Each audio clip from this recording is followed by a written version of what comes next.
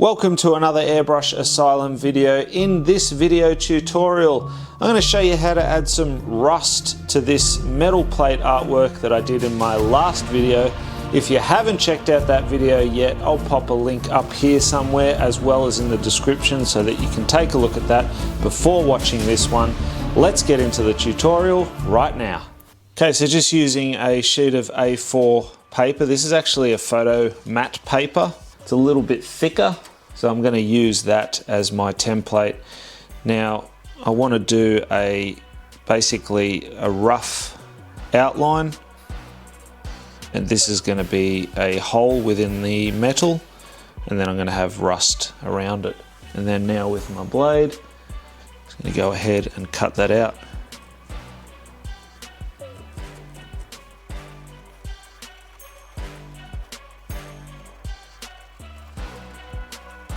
There we have it. So this will become our negative template. And keep the positive mask as well. You may want to use that just to clean up any of the edges. So I sprayed one side of this with the spray adhesive. This side's a bit smoother, so I've gone for that side rather than this one, which has the slight texture. And I'm going to lay this template into place. And the spray adhesive should be enough just to hold it into place, and then I'll put some masking tape on the top as well, just to safely secure it. And we're going to start with this hole first. I'll do one hole and then the other ones will just be basic rust techniques, but at least then you can see two different versions. So this is basically how the colour's going to look. Now it is transparent, so keep that in mind, but that's fine. And I'm going to block in some darker areas with a sepia and then probably a black as well, just to really deepen this hole within the plating. But I wanted to start with this burnt sienna just to have that sort of rusty appearance straight off the bat, rather than just doing a black hole. Alright, so using sepia, I'm just going to use the texture template and start to build up some uneven texturing. So this template is the Texture Effects 1 by Art Tool Templates, a Gerald Mendez template. Comes in a set.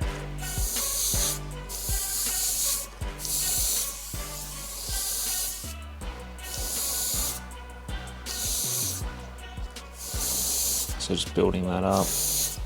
Now we're going to do a bit of freehand airbrushing as well.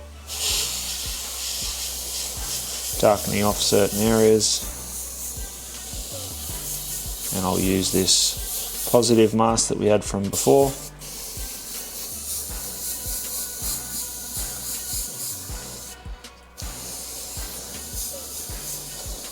You can really see how transparent these colours are. There's virtually no eliminating that detail, which is what we want.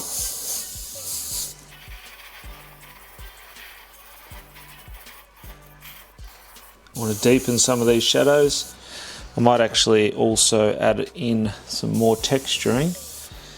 I'll use a different one now. This is also part of the Texture Effects 1 template set.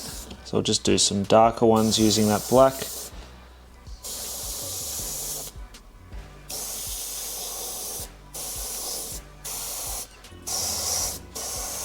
So adding the texture as I go. Now I'm going to do a bit of freehand. I'll use these again just to get some defined edges in there, and I want to darken off the center section.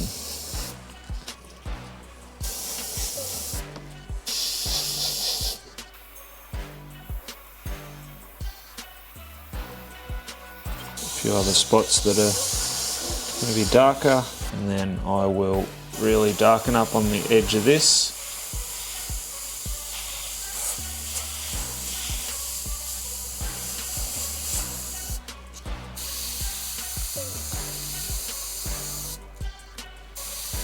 And I'm going to follow the light source from our rivets. You can see the highlights on the top and the shadow underneath. But in here, because this is actually, this dips in where the metal's damaged, so that would sit in front, then this would be behind, so you're going to have a shadow, basically a drop shadow underneath that edge.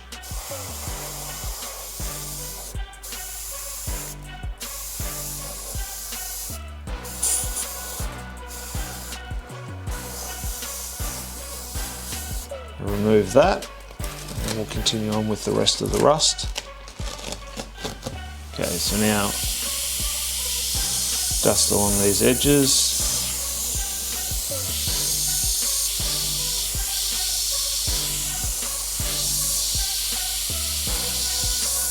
Now I'm kind of dotting with the airbrush.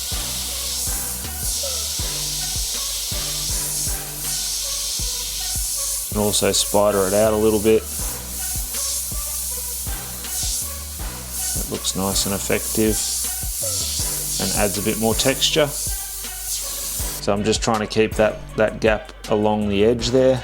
So you can kind of go over certain areas but still try and keep the majority of that showing. So a bit further away as well, and then got some heavier pieces. Now where there's the scratches in the metal, I'm trying to make it appear as though the rust is hitting those areas and then running off. The rust stain, should I say. Do the same on the top. Start filling in some of that.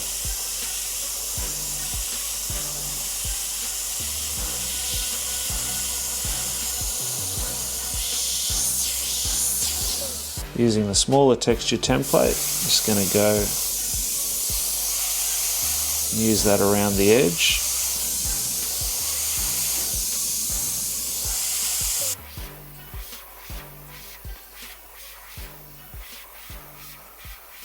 Okay, so we've got that happening. Now we want to attack the other parts of the panel, and then I'll keep rendering over the top of it to make it a bit more three-dimensional. Run a little bit off the rivets there and around them. So starting off with this burnt sienna again and using that texture template as well to create some more effect.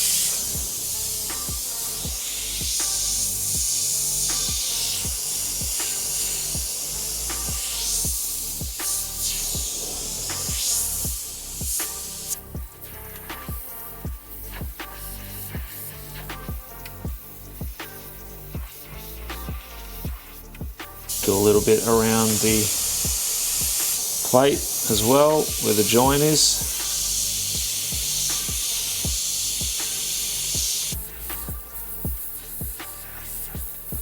So just add as much as you like. You don't have to go overboard, just sometimes less is more. Even it out down here with some as well. Again, using that to get a bit of texture in there, and then dusting over that. So don't need as much in those areas. We're just suggesting that there's rust forming on the edge. You can also, instead of doing a hole, just do like a bit of a rust patch using this, and then drip it down as well. You can see how it's catching on there, where that groove is. Move on to this top section, same thing, we'll add a little bit in here. It can run down. So it's a great effect to do, because the more uneven you are with it, the better it looks.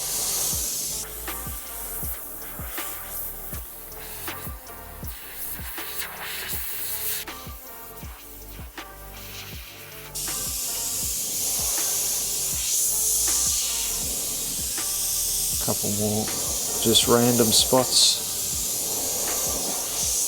where it's just beginning to form.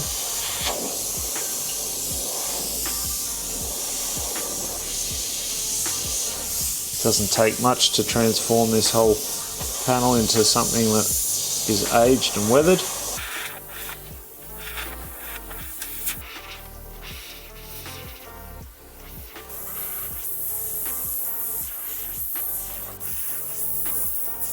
Okay, now sepia.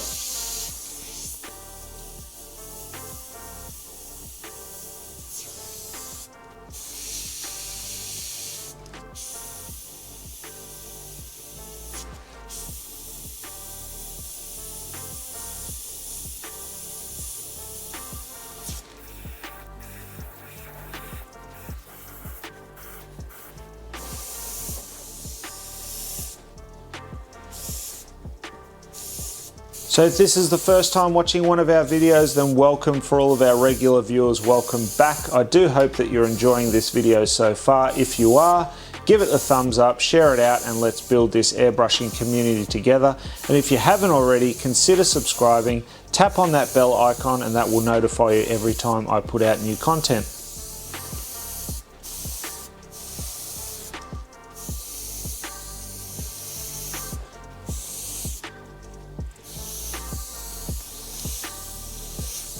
Okay, now using Trident white, just want to highlight a couple of spots.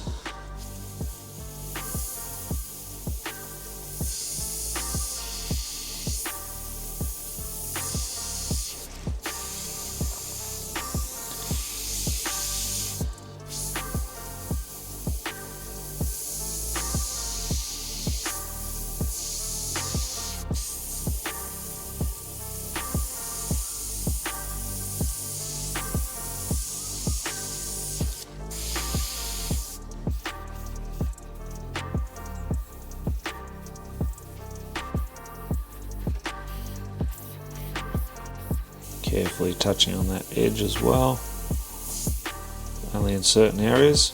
If you're not comfortable doing this freehand, then grab yourself a freehand template to get that sharp edge, because to get the effect you want that really to be nice and crisp.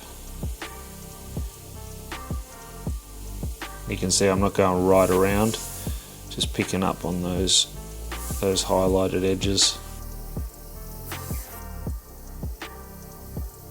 Bit of freehand texturing as well, coming off those edges.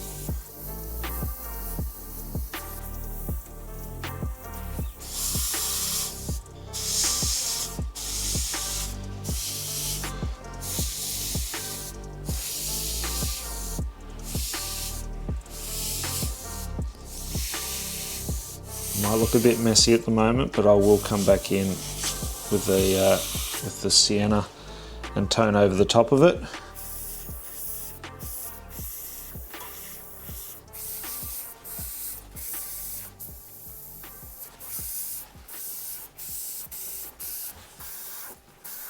Coming in with black now.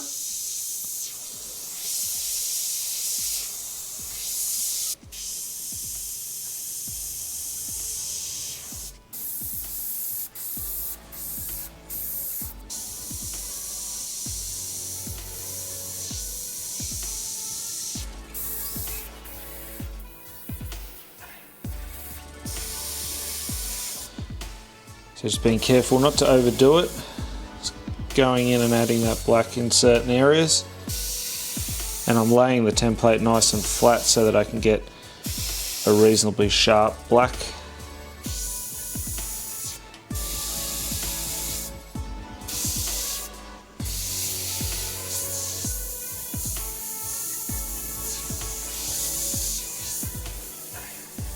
Bit of freehand as well.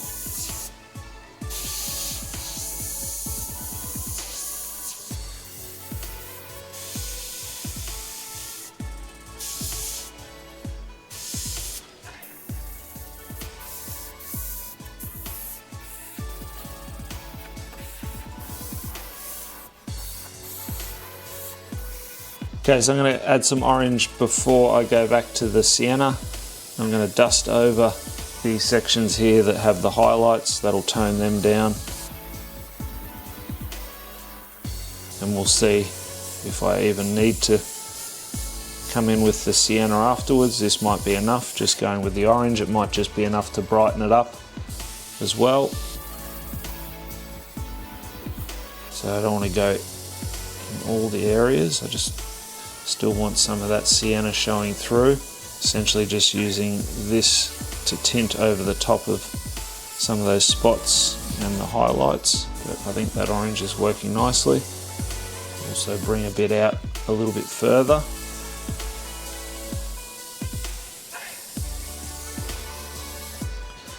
Dust over these areas as well.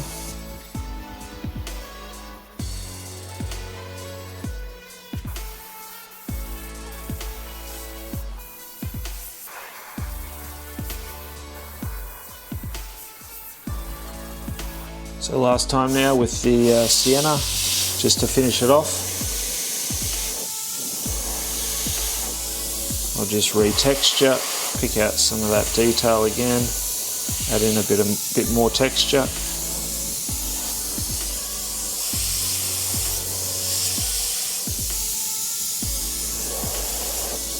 Again, not going over the whole lot, just sort of picking out a couple of spots.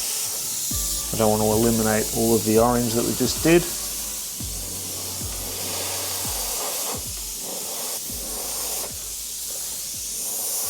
Okay, so let's take a closer look at the completed artwork.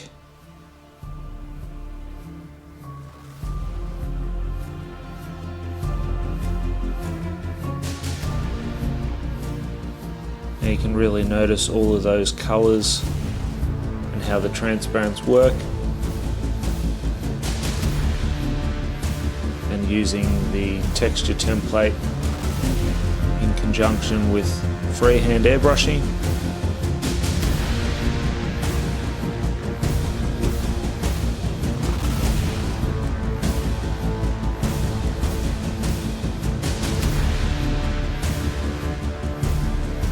So to continue your learning, be sure to check out some of the other videos and playlists that I've got listed here. And until next time, go grab your airbrush, do some amazing artwork yourself, and I'll see you again very, very soon in the next video. Thanks for watching. Bye for now.